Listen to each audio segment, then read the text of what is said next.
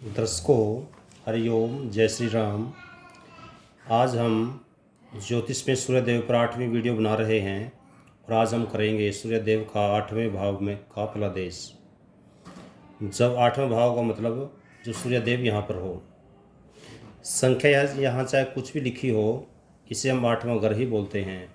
लगन से हमेशा शुरुआत होती है। ये लगन होता है जो पहला चतुर्भुज होता है। First, second, third, fourth, fifth, sixth, seventh और एट्थ, ये 8th हाउस है। तो इसमें आज हम 8th हाउस का फलादेश करेंगे। तो आज सबसे पहले नोट कर लें, कुछ दर्शकों की डिमांड थी कि गुरुजी ने अपना फ़ोन नंबर नहीं बताते। तो जो इच्छुक हैं, मैं पंडित महावीर भारद्वाज, मोबाइल नंबर 7027000138। मेरा मिलने का जो समय रहता है शाम को 4 से 7 तक का होता है, कुरुक्षेत्र हरियाणा में। और जो दर्शक घर बैठे अपनी कुंडली दिखलवाना चाहते हैं, इसी नंबर पर अपनी date of birth, time, place और क्वेश्चन लिख करके व्हाट्सएप कर दें। तो आपका व्हाट्सएप के माध्यम से आपका फलादेश आपके घर अपना पहुंच जाएगा। तो करते हैं शुरुआत। 8वें भाव, सबसे पहले आपको पता होना चाहिए, जिस भी ग्रह के बारे में अब आपका फलादेश निकालना है या कोई भी फलादेश आपने जिस ग्रह का देखना है, तो उस ग्रह के तत्व का पता होना ज़रूरी है। तो सबसे पहले आपको पता होना चाहिए, सूर्यदेव हैं, आत्मा कारक हैं, पिता कारक हैं, सम्मान इज्जत के कारक हैं, राजकीय संबंध मीन्स हमारे राजकीय जो अधिकारी होते हैं या हमारे एमएलए एमपी जो राजनीति में जुड़े हुए लोग हैं, उनसे हमारे संबंध कैसे होंगे। सूर्यदेव हैं, अग्नि तत्व ग्रह हैं। मेष राशि में उच्च के होते हैं, तुला राशि में नीच के होते हैं और सिंह राशि में सब राशि के होते हैं। इनका ये सूर्यदेव के बारे में मुख्य रूप से पता होना ज़रूरी है। अब अगला पार्ट आता है, हम बात कर रहे हैं 8वें हाउस की। एक मैंने स्पेशल वीडियो बनाई थी जिसमें 12 के 12 हाउस के से हम क्या क्या विचार करते हैं वो बताया था। अब पुनः 8वें भाव के बारे में दोबारा एक बार रिवाइज करा रहा हूँ। 8वां जो घर है, ये आयु का घर भी है और मृत्यु घर भी है। ध्यान देना, आयु का भी और मृत्यु का भी। ऊंचाई से गिरना, दहेज का संबंध भी यहीं से देखते हैं। अचानक धन मिलना, आपको मैंने बताया था कि बिना कमाया हुआ धन मिलना। जो 7वीं सूर्यदेव का 7वें भाव का फलादेश मैंने किया, उस समय आपको बताया था कि बिना कमाया हुआ धन हम यहाँ से देखते हैं और अचानक धन मिलना वो यहाँ से देखते हैं। दोनों में अंतर है। अचानक धन जो मिलता है वो कमाया हुआ भी हो सकता है। दुर्घटना, कोई लंबी बीमारी। देखो, जिस समय सामान्य बीमारियाँ होती हैं हम छठे घर से देखते हैं। जैसे कोई बीमारी आई, ठीक होगी, कुछ टाइम बाद, बहुत दिनों बाद कोई फिर बीमारी आई, 1-2 दिन रही, फिर ठीक होगी, वो हम यहाँ से देखते हैं।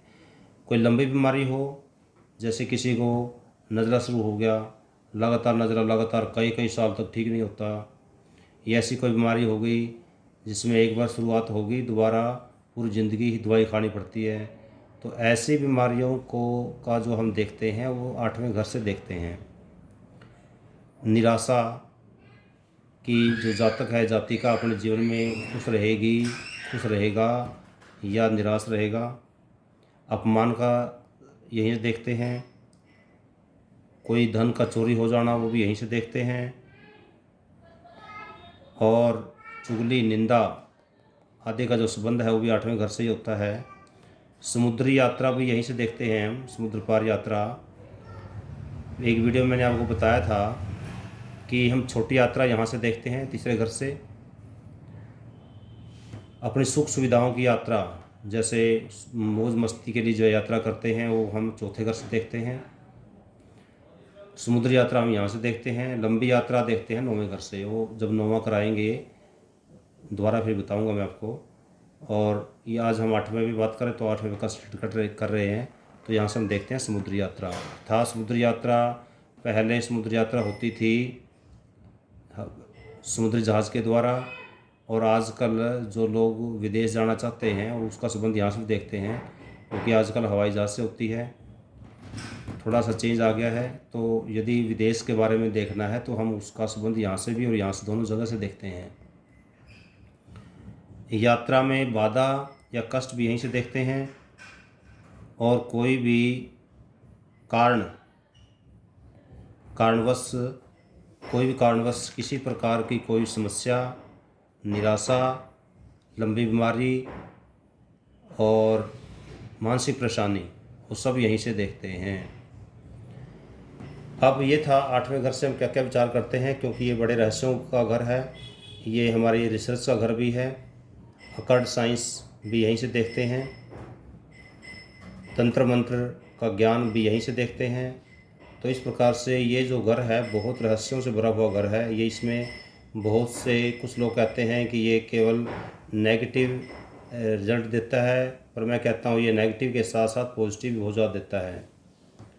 कुछ नो डाउट कुछ रिज़ल्ट इसके नेगेटिव होते हैं, पर कुछ पॉजिटिव भी होते हैं। आपको इन बातों का सबका ध्यान देना होगा।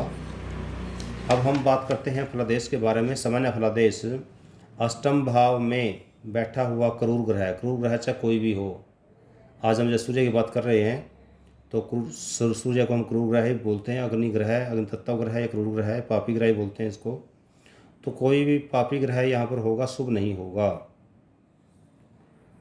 जो प्राचीन ग्रंथकार हैं, शास्त्रकार हैं, वो यहाँ पर पाप ग्रह के बैठने को शुभ नहीं मानते, पर आजकल अनुभव में ये आता है कि कुछ पॉजिटिव भी होता है, कुछ नेगेटिव भी होता है। शुभ और अशुभ दोनों प्रकार के फल यहाँ से हम देखते हैं। यदि पुरुष राशि में सूर्य हुआ, तो अग्नि, खासकर अग्नि तत्व राशियों का, तो सूर्य यदि अष्टमेश हो तो बुरे फल ही देगा। उदाहरण के लिए जैसे पुरुष राशियाँ होती हैं 1, 3, 5, 7, 9, 11, और जो फायर अग्नि तत्व राशियाँ होती हैं 1, 5 और 9, अर्थात इनमें से पहली, 5वीं और 9वीं पुरुष राशियों में जब होगा तो बुरे रिजल्ट देगा, और ख़ासकर जब पहली, 5वीं और 9वीं में होगा तो और ज़्यादा रिजल्ट नेगेटिव ही देगा। हालांकि पहली राशि में उसका होता है, ये सब राशि का होता है सूर्यदेव, उसके बावजूद भी जो रिजल्ट हैं वो इतने अच्छे नहीं देगा, क्योंकि क्रूर ग्रह क्रूर राशियों में और ज़्यादा क्रूरता पैदा करेगा। और यदि ऐसी स्थिति में हुई, अर्थात सूर्यदेव यहाँ पर पहली में राशि में, 5वीं और 9वीं राशि में, अर्थात अग्नि तत्व राशि में हुई, तो घर की जो गुप्त बातें हैं जिनका दूसरों को ज्ञान नहीं होना चाहिए, जिनका बाहर पता लगने पर हमारा अहित हो सकता है, ऐसी ऐसी बातें बाहर पहुंच जाती हैं, अर्थात गुप्त बातें गुप्त नहीं रह पाती। जिस जातक की कुंडली में अष्टम भाव में सूर्य होगा, यदि वो पुरुष है तो उसकी स्त्री विश्वासघाती हो सकती है, और यदि स्त्री है तो उसका पति विश्वासघाती हो सकता है। अष्टम में सूर्य का खासकर इन 3 राशियों में 1, 5, 9 में। सूर्य यदि यहाँ सब राशि का या उच्च का हो तो असावधानियों से जातक की मृत्यु भी होती है, असावधानियों से। यदि यहाँ पर सूर्य 6ठे, 7वें, 8वें, 10वें, 11वीं राशि में हो, मतलब कन्या राशि में हो, तुला राशि में हो, वृश्चिक राशि में हो, मकर में और कुंभ राशि में हो, तो ऐसे जातक को लंबी बीमारियां भोगकर मृत्यु का आलिंगन करना पड़ता है। क्योंकि आपको बताया था कि ये जो घर है लंबी बीमारियों का घर भी होता है, तो ये राशियां लंबी बीमारी के लिए ज़्यादा खतरनाक होती हैं। उनके जीवन साथी का चरित्र भी संदिग्ध रहता है। किनका? 6ठी, 7वीं, 8वीं, 10वीं, 11वीं राशि वाले जातकों की बात कर रहा हूँ मैं अभी। और मृत्यु भी जीवन साथी से पहले ही होगी यदि यहाँ पर सूर्य हो और राशियाँ कौन सी? 6ठी, 7वीं, 8वीं, 10वीं और 11वीं हो, तो उस दशा में जीवन साथी से पहले मृत्यु होने के चांस ज़्यादा हैं। तो पहले मृत्यु का मतलब ये नहीं है कि बचपन में मृत्यु हो जाएगी या शादी होते ही मृत्यु हो जाएगी, ऐसा नहीं है। हो सकता है शादी अब 25 साल में होती है तो हो सकता है आपकी जो मृत्यु है 75 में 50 80 साल में हो, पर कहने का मतलब ये है कि जीवन साथी से पहले मृत्यु होगी बस। इसमें ये नहीं समझना कि भाई शादी होते ही मृत्यु हो जाएगी। जीवन के अंतिम दिनों में जातक को अर्थ अभाव हो जाता है। जिस समय जीवन का अंतिम क्षण होगा उस समय उसे बड़ी पैसे की तंगी झेलनी पड़ेगी। वो लगभग ऐसे ही होगा जैसे कि सूर्यास्त के समय अंधेरा छा जाता है, ऐसे ही लगभग उसके जीवन के साथ अंतिम क्षणों में होगा। यदि यहीं पर सूर्य स्त्री राशि में हुआ, स्त्री राशि मतलब आपको बताया था, स्त्री राशि का मतलब है 2, 4, 6, 8, 10 और 12, ये राशियाँ को हम बोलते हैं स्त्री राशियाँ। यदि यहाँ पर सूर्य इन राशियों में हो फिर संतान सुख अधिक मिलता है। ये पॉजिटिव पॉइंट भी है इनका, देखो यदि इन राशियों में हो तो संतान सुख ज़्यादा मिलता है।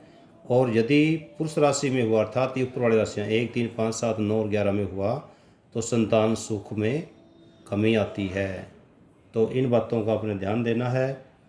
अब आप इस वीडियो को लाइक करें, सब्सक्राइब करें, औरों से भी सब्सक्राइब करवाएं, शेयर करें। जय हिंद, वंदे मातरम।